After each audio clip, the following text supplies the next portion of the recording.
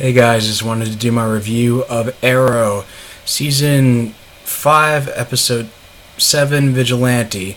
Now, this one focuses on how there is a title character named Vigilante who's going around killing people, including two human traffickers whose corpses he drops off at the police station after he's killed them, obviously.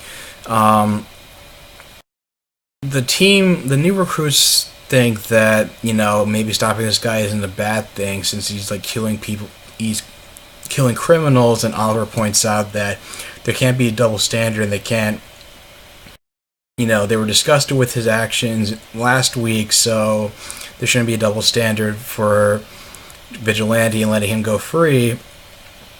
And there's another storyline is Quentin tells Thea about the throwing star he found in his apartment, and and Quentin admits that he's been and he gives Thea his letter of resignation as deputy mayor of Star City because he's so broken about Laurel's death that eventually Thea decides to take him to rehab in order to finally get sober, since he has been going to his meetings and whatnot. And the other storyline is that in the flashbacks, Kovar is having dinner with Oliver after he's basically been tied up and tortured. Turns out Tiana, the woman from Lian Yu in season 4, her mother's in Kovar's employ, and Kovar tries to tell Oliver that the Bratva is corrupt and truth is a matter of perspective. But Oliver puts a knife in Kovar's hand, then puts a knife to Kovar's neck, and tells his men to put his guns down so he can go free. But it turns out Kovar had cut a deal with the Bratva in order for his life to be spared, and that they were in league with one another. Then there was, Oliver going out to a drink with Suzanne Williams, and even though she's still digging stuff up on Oliver, and she'd actually gotten she actually got a picture of him with the Bratva in Russia from episode 5. They still have this kind of like flirtation going on, and Oliver's kind of, even though Oliver's opening up to her, saying how he doesn't know how much good he's doing for the city, and I don't know how far this is gonna go, because she seems very duplicitous. I don't know if she's gonna have like a change of heart or a sudden attack of conscience. Time will tell. Vigilante is basically trying to go after these bank robbers led by a man named Eric Dunn, who basically went to jail for a crime he didn't commit, and he was bitter from his experience in jail that he started robbing banks that are close to the police station, which Rory and Artemis find out about from a guy on the street. And we also have Diggle, Renee, and Curtis interrogating the ammo supplier in his shop, with Diggle getting particularly violent from cabin fever, not being able to spend time with his family, and missing his son's second birthday party. And the Vigilante confronts Oliver, saying that his methods aren't efficient enough for the city and nothing's getting done. And so in order to lure him out, they eventually the team just stages like a fake robbery in order to lure him out, which ends up being successful except for the fact that he takes Curtis hostage because he knows that Curtis and Evelyn were waiting in a van.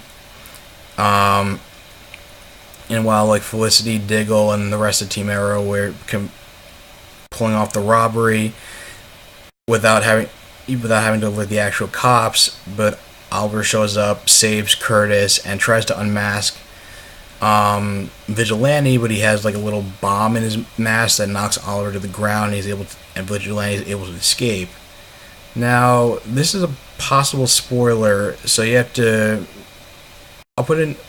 So you have to jump ahead. Basically, in the comic books, Vigilant Adrian Chase was a moniker of Adrian Chase, who is the current DA, and his behavior. And if you watch his behavior in past episodes, where he wants to, take on a more bad cop than good cop role and intimidate um, the people he's interrogating, like it kind of makes a lot. It was kind of hinted at he's not having much faith in the justice system, and he has very disgusting criminals, and just has like a low tolerance for the bullshit, and doesn't want to dick around.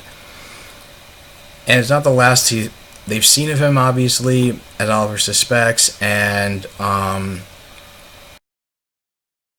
Thea brings the throwing star from Quentin to Oliver, and Oliver realizes that Prometheus knows his secret identity, and and not just from, and probably not just from Tobias Church. He was just trying, and it makes you wonder if he was just tying up a loose end or not. But he ends up meeting Artemis on the roof, and the first thing that Artemis does is, one, she doesn't act scared, and the first thing she says is, they don't suspect a thing.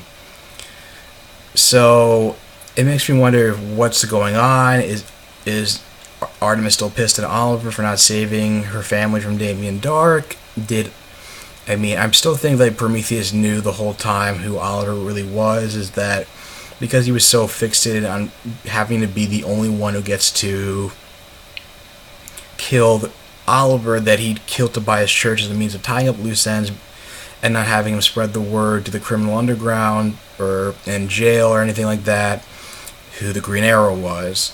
That's my theory, at least. So the thing is that we won't know until probably another 2 weeks, like 3 weeks, probably 3 weeks until the mid-season finale, his identity, which is basically like the week after the crossover, which is going to be not next week, but the week after, Thanksgiving. So what do you guys think of the episode? Just leave your thoughts in the comments down below. If you like this video, like, share, and subscribe, and I will talk to you guys soon. Take care.